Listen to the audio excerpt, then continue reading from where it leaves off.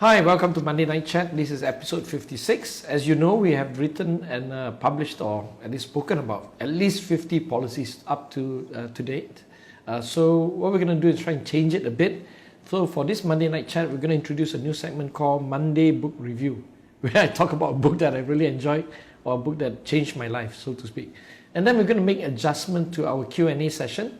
That 60-second is fun, but I think it's just a little bit too short. So we're going to do Q&A in 90 seconds. So get ready for Monday Night Chat, a new version of it. Yeah. Hi, my name is Eugene. Monday Night Chat with Wong Chen. Brought to you by the Member of Parliament for Kelana Jaya in collaboration with Invo. Hi, welcome to our very first Monday book review. Now, I'm going to talk about a book that really inspired me as a young man. I'll have to go back in time, of course. We're going back to 1986 when I was in Form 6. I did the International Baccalaureate in United World College in Singapore. So it's not really A-levels, but it's equivalent to A-level, a bit harder, that people say. So in 1986, we had to choose an elective on science, and I hated science. I was a good liberal arts student.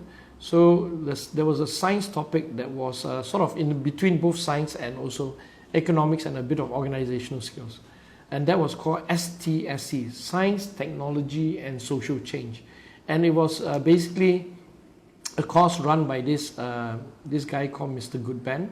Mr. Goodban is the deputy head of the school. Everybody was a bit afraid of him because he's the disciplinarian, as all deputy heads do. But one day he just came in and he introduced us to this book that changed my life, and it's called Small is Beautiful by E.F. Schumacher. And what happened was Goodman just came in and talked for about 40 minutes. It was just mind-blowing what he said, that we had to look at things like organic farming, reorganizing our society, small villages is better, village economics. He talked about this concept called Buddhist economics. I mean, not Goodman. Goodman talked about Schumacher's book. So Schumacher was promoting this idea that we should organize capital in small little groups, business entities in small groups. For me, I was then very interested in business. I was also a good business studies student.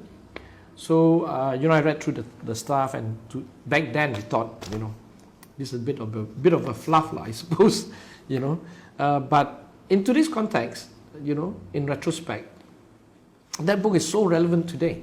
Because we've got climate change, we've got the whole environmental movement, I suppose, more or less started with this group of writers. And we have to relook at how we treat the environment as an expense or something that we can just throw away. Yeah. So the book is fantastic. I will really highly recommend everybody to read it. But for me, the most important thing was at the final chapter, where they talked about a company called Scott Bader in in UK.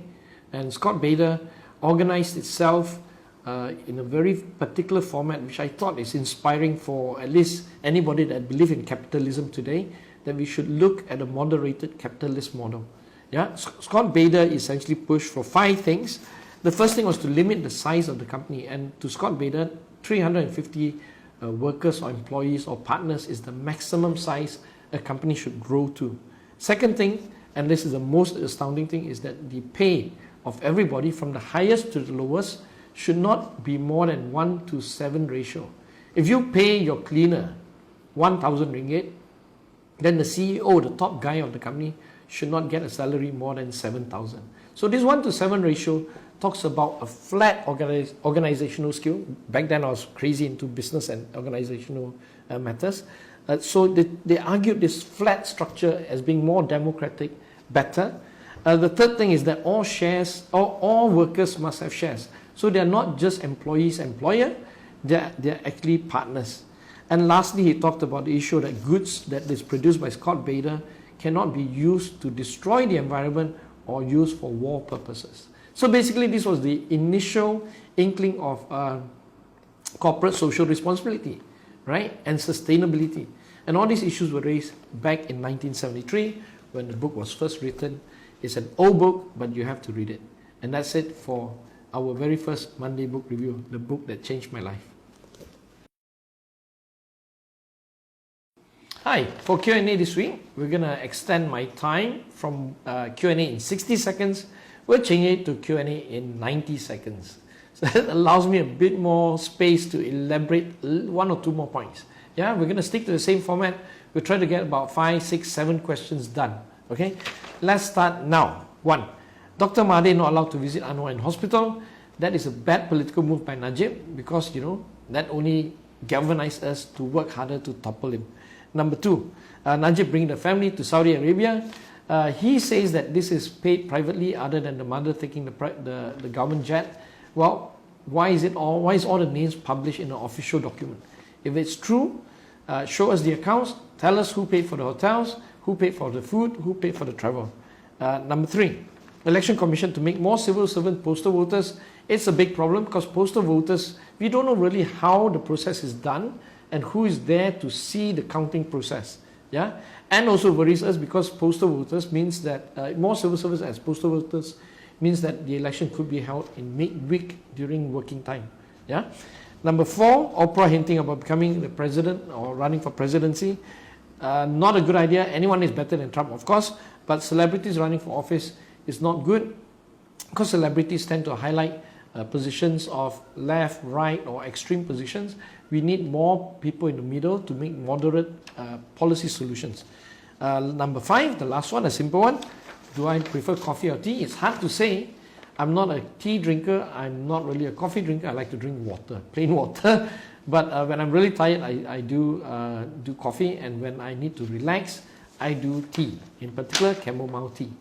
That's it for Q&A this week.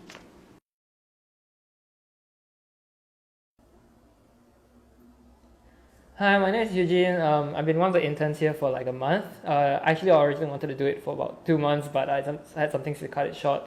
I've learned a lot of different things in this really short time I've had. Yeah, I've learned so much, like things, economics, politics, humans, philosophy. This internship really made me like explore a lot of different things, like things that you would never have done if you just stuck at like in school or uni. You really wouldn't have learned these kind of things and deal with people and seeing people from all walks of life. And personally, I originally didn't want to do this internship. I didn't think about it. I thought it would be, it's weird, spending 1 month or 2 months, working in some like politics or something. But really, I had hesitations. But when I applied, I was like, just do it. And it has been a decision that I really haven't regretted at all. I've learned so much, and the people here are really nice.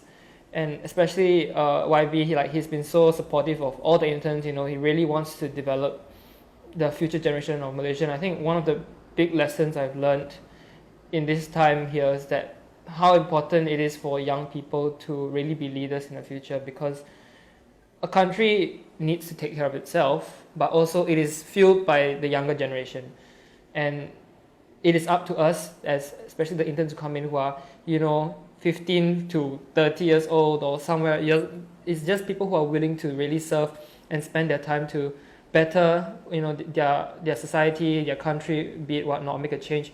Even if it's really small, it is really good to, have some time. So for all the people who are thinking, I got nothing to do over the weekend or holidays, or even if it's 1 month like me, or 2 weeks, or maybe some people like 6 months, just try it out. Even if it's a scary thing, just give it a go. And I really encourage all of you guys to do it. And also lastly, I'd like to thank the whole office, Abigail, Seng Kiat, who's filming this video right now, Tina, Megan, and Zhu, and Sean, basically like all the people, and of course the YB, all the people who have helped me learn so much in this time, to deal with so many people, learn so many things. I'd really like to thank you, and all the best for the office in the coming up election, hopefully.